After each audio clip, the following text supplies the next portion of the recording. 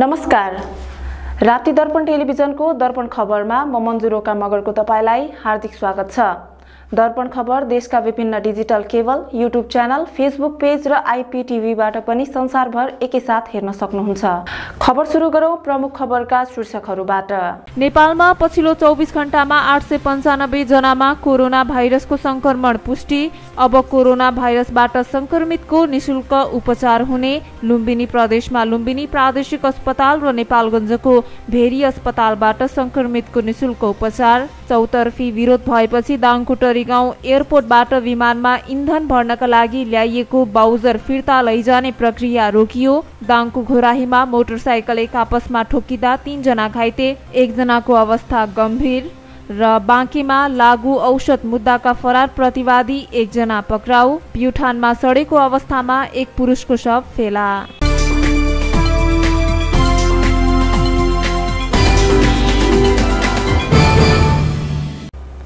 अब खबर विस्तारमा। नेपालमा पछिल्लो 24 घण्टामा 895 जनामा कोरोना भाइरसको संक्रमण पुष्टि भएको छ। स्वास्थ्य तथा जनसंख्या मन्त्रालयका अनुसार 5909 परीक्षणमा 895 जनामा संक्रमण पुष्टि भएको हो। 3658 पीसीआर परीक्षणमा 632 जना र 2224 एन्टिजेन परीक्षणमा 263 जनामा संक्रमण पुष्टि भएको हो। पछिल्लो 24 घण्टामा 264 जना संक्रमण मुक्त भएका छन्। मन्त्रालयका अनुसार कोरोना संक्रमणका कारण पछिल्लो 24 घण्टामा 1 जनाको मृत्यु भएको छ। हाल देशभर कोरोना भाइरसको सक्रिय संक्रमितको संख्या 4934 रहेको छ। संक्रमित मध्ये काठमाडौँमा 373, ललितपुरमा 66, कैलालीमा 22 जना छन्।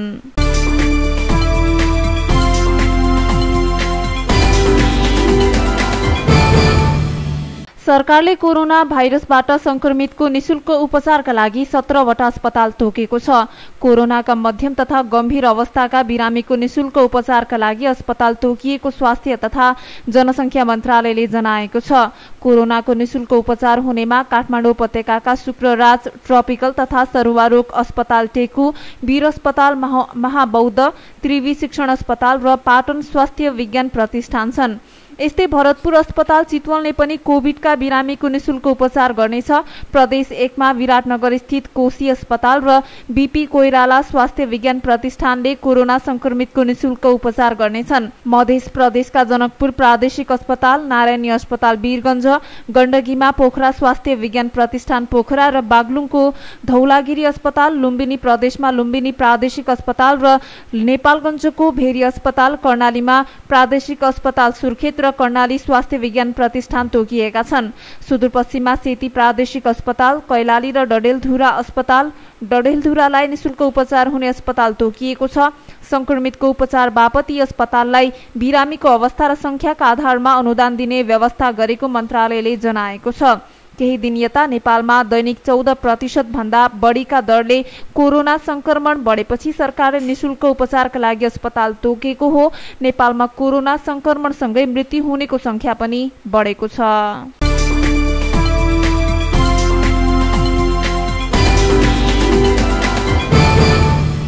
बाँके प्रहरीले लागू औषध मुद्दाका फरार प्रतिवादी 1 जनालाई पक्राउ गरेको छ।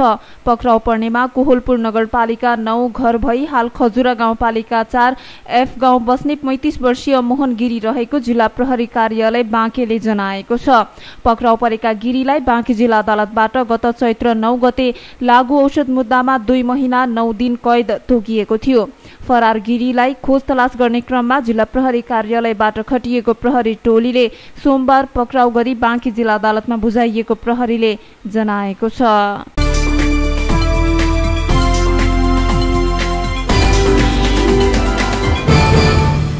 प्युठानमा सडेको अवस्थामा एक पुरुषको शव फेला परेको छ। प्युठान नगरपालिका वडा नम्बर 5 आरू डाँडा स्थित बाटोमुनि एक खोल्सामा स्थानीय 56 वर्षीय दाइराम थापाको शव फेला परेको हो। उनको शव स्थानीयले सोमबार बिहान देखेपछि प्रहरीलाई खबर गरेका थिए।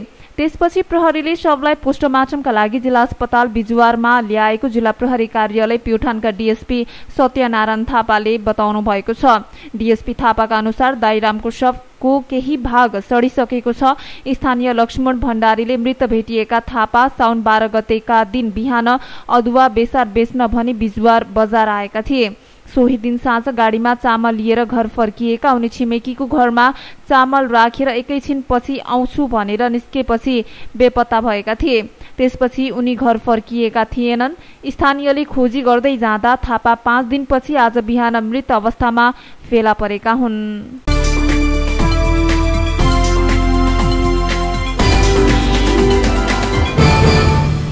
पेट्रोलियम पदार्थको ढुवानी गर्दै आएका व्यवसायीले आजदेखि देशव्यापी आन्दोलन सुरु गरेका छन्। पेट्रोलियम पदार्थको ढुवानी भाडा समायोजन सहितका 3 बुँदे माग गर्दै व्यवसायीले आन्दोलनको घोषणा गरेका हुन्। नेपाल पेट्रोलियम ढुवानी व्यवसायी महासंघले जारी गरेको विज्ञप्तिमा आजदेखि हवाई इन्धनको ढुवानी रोक्ने उल्लेख छ। 20 गतेदेखि देशभरका पेट्रोलियम ढुवानी ट्याङ्करहरूले पीडीओ नलिने पनि जनाएको छ। 21 गतेदेखि सम्पूर्ण ट्याङ्करबाट लोड र अनलोड नगर्ने उनीहरूले चेतावनी दिएका छन्। हालको ढुवानी भाडाबाट ट्याङ्कर सञ्चालन गर्न नसक्ने महासंघको भनाइ छ। यदि आयल निगमले सञ्चालन गर्न चाहेमा ट्याङ्क उपलब्ध गराउने समेत महासंघद्वारा जारी गरिएको विज्ञप्तिमा उल्लेख गरिएको छ।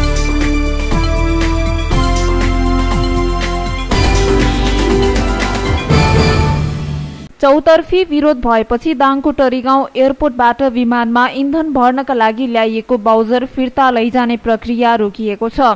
हवाई इन्धन कार्यालय दाङका प्रमुख विपिन श्रेष्ठले विरोधपछि तत्काललाई बाउजर नपठाउनु भन्ने केन्द्रबाट खबर आएको जानकारी दिनुभएको छ। तत्काललाई सञ्चालनमा नआइरहेको बाउजर रामेछापको मन्थली पठाउने तयारी गरिएपछि यहाँका उद्योगी व्यवसायी विभिन्न राजनैतिक दलका नेता स्थानीय सरकार प्रमुख लगायतले विरोध जनाएका थिए। दाङमा ल्याइएको बाउजर फिर्ता लैजाने कुरा बाहिर आएपछि आइतबार तुलसीपुर उपमहानगरपालिकाकी उपमेयर स्यानी चौधरीको नेतृत्वमा गएको उद्योगी व्यवसायी र जनप्रतिनिधिको टोलीले टरीगाउँ एयरपोर्टमा रहेको बाउजर र इन्धन ट्याङ्की रहेको गेटमा बाहिरबाट तालाबन्दी गरेको थियो।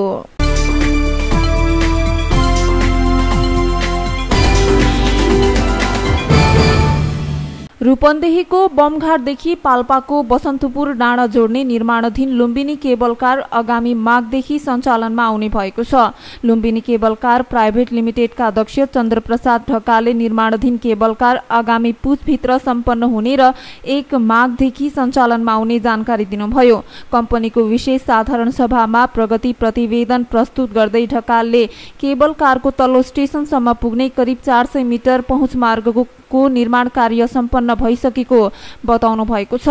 तल्लो स्टेशनको सब स्ट्रक्चरको निर्माण कार्य करिब सम्पन्न भई सुपर स्ट्रक्चरको कार्य र साइट डेभलपमेन्टको काम अगाडि बढिरहेको उहाँले बताउनुभयो। 9 वटा टावर मध्ये 8 वटा टावरको सिभिल निर्माण कार्य सम्पन्न भइसकेको र बाँकी रहेको टावरको कार्य धमाधम भइरहेको उहाँले बताउनु भएको छ। माथिल्लो स्टेशनमा सब स्ट्रक्चरको कार्य अन्तिम चरणमा रहेको र केबल कारको उपकरण तथा पार्ट पूर्जाहरूको आयात गर्ने काम अगाडि बढेको ढकालले बताउनु भएको छ। बसन्तपुर डाँडामा सुविधा सम्पन्न होटल, मनोरञ्जन पार्क तथा मन्दिर सहितका संरचनाहरू निर्माण हुनेछन्। 2077 फागुन 1 मा निर्माणाधीन केबल कारको शिलान्यास भएको थियो। बुटवल उपमहानगरपालिकाको बमघाटदेखि पाल्पाको तिनहुँ गाउँपालिका स्थित बसन्तपुर डाँडा जोड्ने यो केबल कारको लम्बाइ करिब 3 किलोमिटर हुनेछ।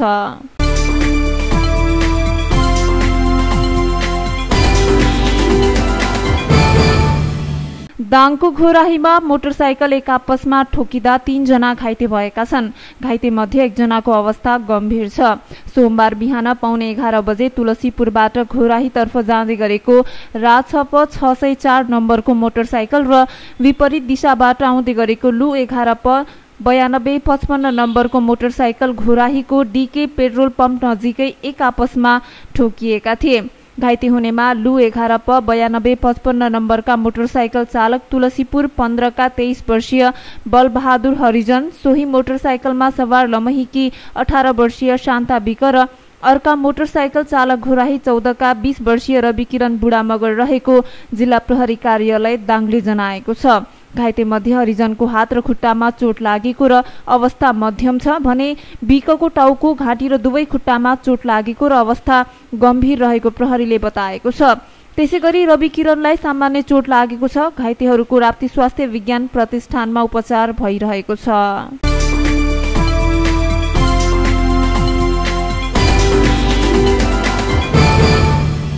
दाङको घोराही उपमहानगरपालिका वडा नम्बर 15 भरतपुरमा रहेको सरस्वती माध्यमिक विद्यालयमा नयाँ भर्ना हुन आएका विद्यार्थीलाई निशुल्क पोशाक प्रदान गरिएको छ।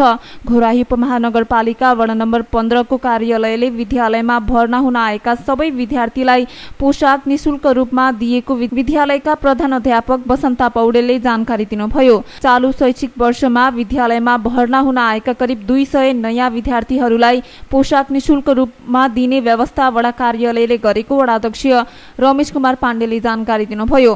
पोशाकको कपडा र सिलाइ समेत गरी सरदर एकजना विद्यार्थीलाई 1200 रुपैयाँका दरले पोशाक बापत सहयोग गरिएको वडाध्यक्ष पाण्डेले बताउनु भएको छ।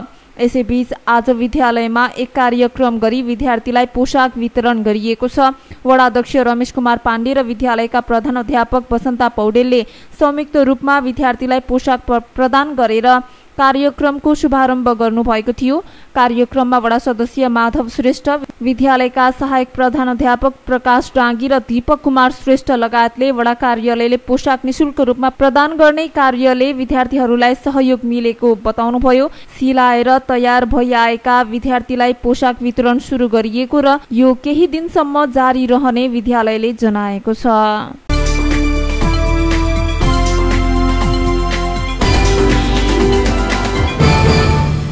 निर्वाचन आयोगले पार्टी सदस्यहरूको विवरण चुस्त दुरुस्त र अद्यावधिक राख्न दलहरूलाई निर्देशन दिएको छ। आयोगले विज्ञप्ति निकालेर बहालवाला प्राध्यापक, शिक्षक वा कर्मचारीहरू तथा संविधान र कानून बमोजिम राजनैतिक दलको सदस्य हुन अयोग्य रहेका व्यक्ति दलको सदस्य रहेको भए कारवाही गर्न समेत निर्देशन दिएको छ। आयोगले राजनैतिक दलहरूलाई सदस्यता वितरण गर्दा राजनैतिक दल सम्बन्धी ऐनको पूर्ण रूपले पालना गर्न गराउन र यसरी वितरण गरिएको सदस्यता सम्बन्धी विवरण निर्वाचन आयोगबाट माग गरिएको बेला उपलब्ध गराउन सक्ने गरी अद्यावधिक राख्न भनेको छ। राजनैतिक दल सम्बन्धी ऐन अनुसार 18 वर्ष उमेर पूरा नभएको, भ्रष्टाचार, जबरजस्ती करणी, मानव बेचबिखन तथा औसार पोसार, लागू औषध बिक्री वितरण तथा निकासी वा पैठारी, सम्पत्ति शुद्धिकरण, अपहरण सम्बन्धी कसुर वा नैतिक पतन देखिने अन्य फौजदारी कसुरमा कैदको सजाय पाएको कोही पनि व्यक्ति दलको सदस्य हुन मिल्दैन। यस्तै नेपाल सरकार, प्रदेश सरकार वा पालिकाको स्वामित्व वा नियन्त्रणमा रहेको स्वशासित संस्थाको बहालवाला प्राध्यापक, शिक्षक वा कर्मचारी तथा कुनै सार्वजनिक पद धारण गरेको व्यक्ति समेत दलको सदस्य रहन नमिल्ने व्यवस्था छ। कुनै पनि व्यक्ति दलको सदस्य हुन योग्य भए नभएको यकिन गर्ने जिम्मेवारी स्वयं दलहरूकै भएको पनि आयोगले स्मरण गराएको छ।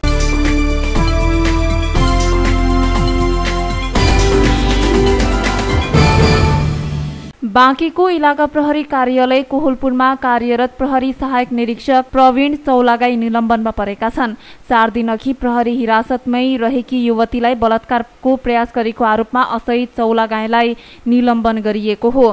जिल्ला प्रहरी कार्यालय बाँकीका प्रमुख एसपी प्रहरी उपरीक्षक श्यामकृष्ण अधिकारीले असही चौलागाईलाई निलम्बन गरिएको जानकारी दिनुभएको छ।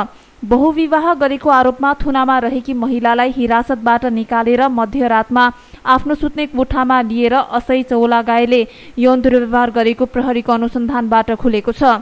प्रहरीले असही चौलागाईलाई हिरासतमा राखेर मुद्दा प्रक्रिया अघि बढाएको छ। राति 2 बजे सोधपुछका लागि भनेर महिलालाई आफ्नो सुत्ने कोठामा बोलाउनु नै गलत भएको अधिकारीले बताउनु भएको छ।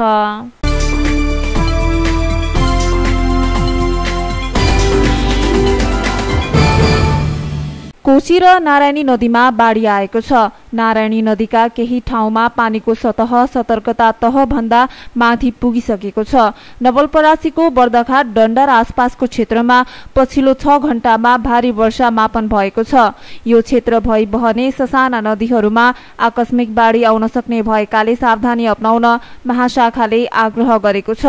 यस्तै झापा, मोरङ, सुनसरी, उदयपुर, धनकुटा, सङ्खुवासभा, काठमाडौँ, मकवानपुर, चितवन, गोर्खा, लमजुङ, कास्की, पर्वत, म्याग्दी, स्याङ्जा, तनहु, नवलपरासी, पाल्पा, कालीकोट र दार्जुल आसपास भएर बहने नदी खोलामा पनि बाढीको जोखिम रहेको महाशाखाले जनाएको छ। केही नदी र खोलामा आकस्मिक बाढी आउन सक्ने भएकाले सावधानी अपनाउन महाशाखाले अनुरोध गरेको छ।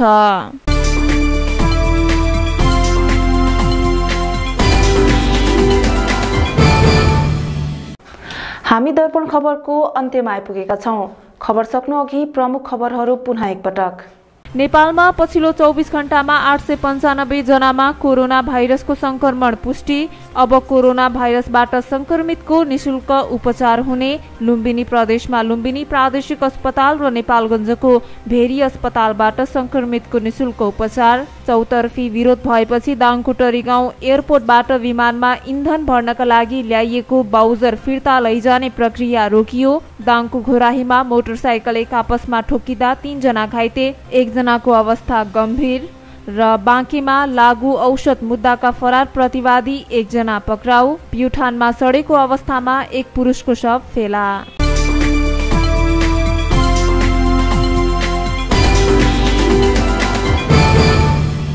हवस् त दर्पण खबर अहिलेलाई यति नै।